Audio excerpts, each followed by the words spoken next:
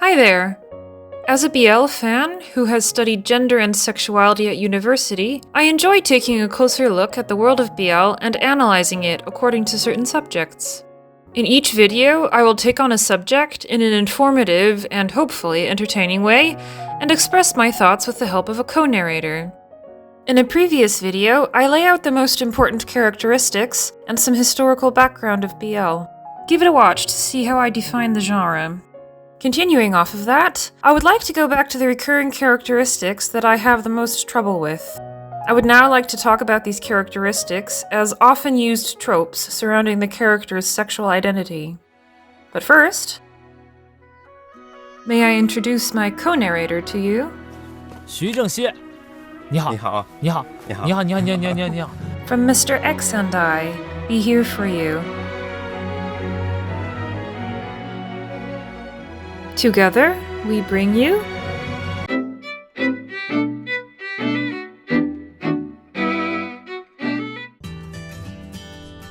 I called these tropes common characteristics in the last video, but upon reflection I realized that there are different ways you can look at their place in BL, as characteristics that are integral and non-extricable from the genre, or as common tropes that are just recurring but not defining of the genre.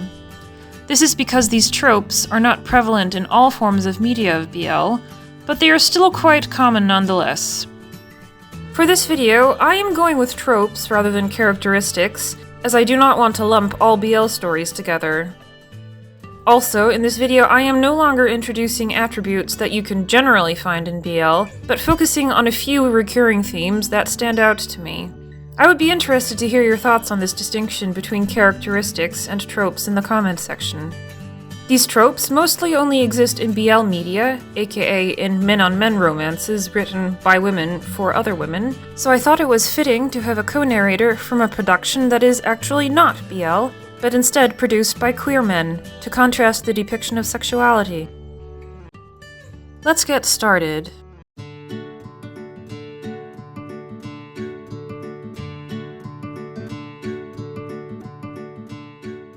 Seme and Uke. What are we looking at?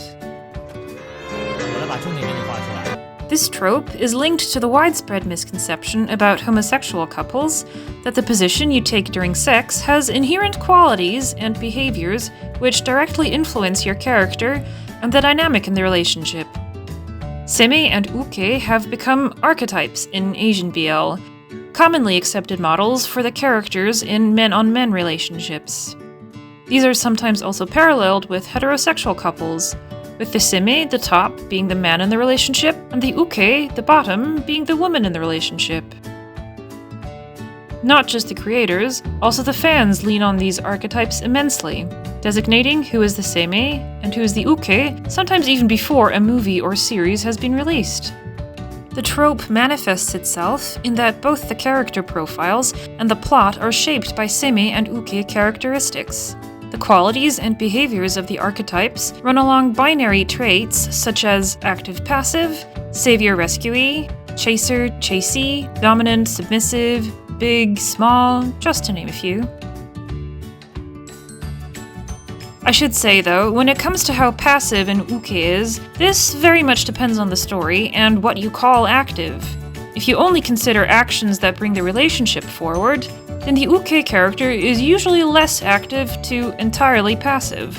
If you consider criticism and resisting the Seme's advances to be active, most Ukes are not passive at all. Most Ukes will resist and try to fight back for a while, but eventually give in and, in the case of violence, usually end up being made powerless by the stronger Seme. These opposing qualities, which are sometimes driven to the extreme, are there to create drama in the relationship. To be clear, setting two people up as Seme and Uke is in itself not inherently problematic. While in plenty of stories this is entirely harmless and unproblematic, they do become toxic in others when non-consensual violence comes into play. Next to the abuse by a Seme that is often framed as part of being a Seme, and therefore okay, I take issue with the fact that personality traits are routinely bundled in a very specific way in BL, and considering that they are called top and bottom, are directly linked to a preference in sex acts. Now, if everybody understood that these are archetypes, and the stories are fiction and not directly applicable to real life, this trope would probably not bother me at all.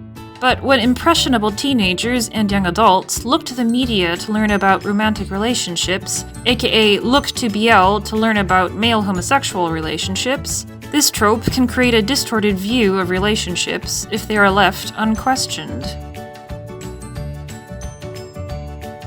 It also gets very predictable very quickly, which is completely fine if you want recognizability in the stories you consume.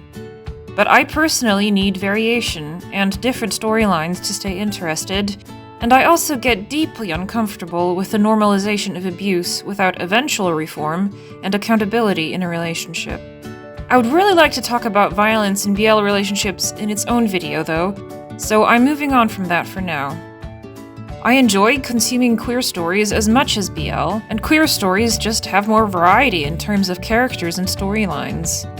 But if you do like the qualities usually associated with the top and bottom roles and want to keep them, why not mix them up? Or let the characters share some of the qualities. Let the smaller guy top the bigger guy during sex. Have a big guy and a small guy, but have them both be anxious in need of rescuing.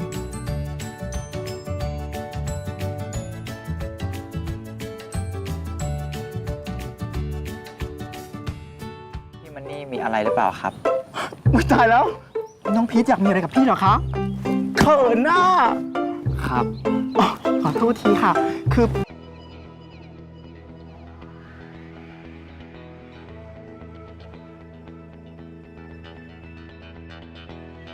Please don't misunderstand me. I love a confident, camp queen who is unflinching about their gender expression. But too often, the characters who fit that description unfortunately feel more like cartoons than humans. Effeminate and loud for comedy, sweet and caring to serve as the main character's therapist or mentor to give advice. Granted, this character trope mainly exists in Thai BLs, though certainly not in every one of them. More often than not, they are played to stick out like a sore thumb, and written in often enough that you expect them to be waiting just around the next BL corner. They are often not given much depth to their character, not much of a storyline or character arc. It is a trope that lives on the fact that somebody being gay in that way is funny. It cultivates humor that makes somebody the butt of the joke, rather than showcasing their comedic timing and acting skills. It's the lack of sincerity that is palpable when an effeminate character is brought in, and it quickly crosses the bridge into homophobia at times. It is also noticeable to me that main actors hardly ever fill a role like this. It is mostly less-known side actors. Why not have the Uke be effeminate and loud? BL fans like drama. Well, camp is dramatic.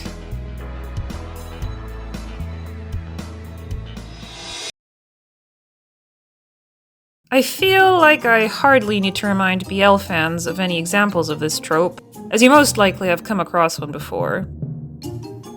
아닌데요.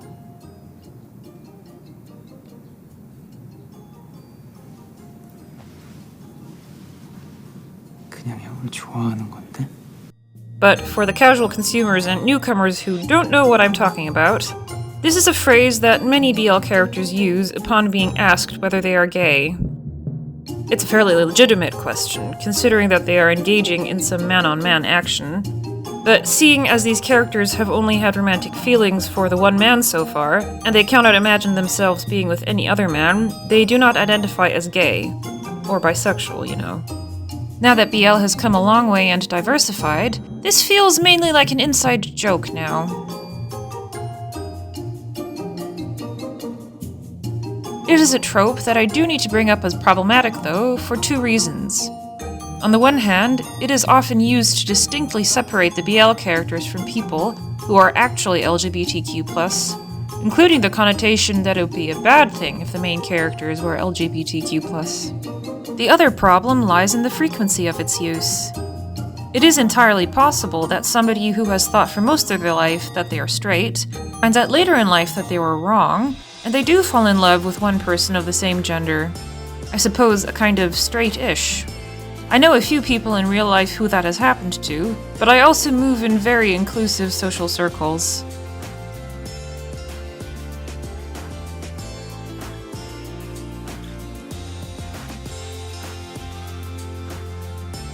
Now, if the characters are not interested in becoming active in the LGBTQ+ community, that's fine, and true for many people in real life.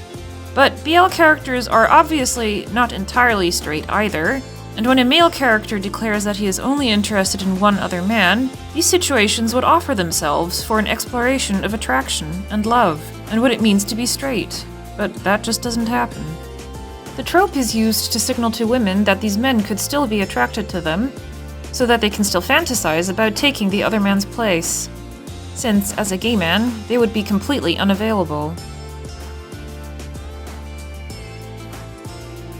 There would exist the option of the characters being bisexual, but in a world where being gay is something to distance yourself from, being bi is probably already too close to that. Also, falling in love with just one person of the same gender rarely happens in real life, so it makes the love story sound special. But there are plenty of other ways to make a couple special without falling into homophobia, which is what happens when there are other obviously queer characters in the story. All this makes me almost prefer it when instead of bringing up a version of the line, "I'm not gay, I just like you," the sexuality of the characters is just not addressed at all. With the way that BL is opening up more and more, it certainly feels like in the future it should only be used as a joke.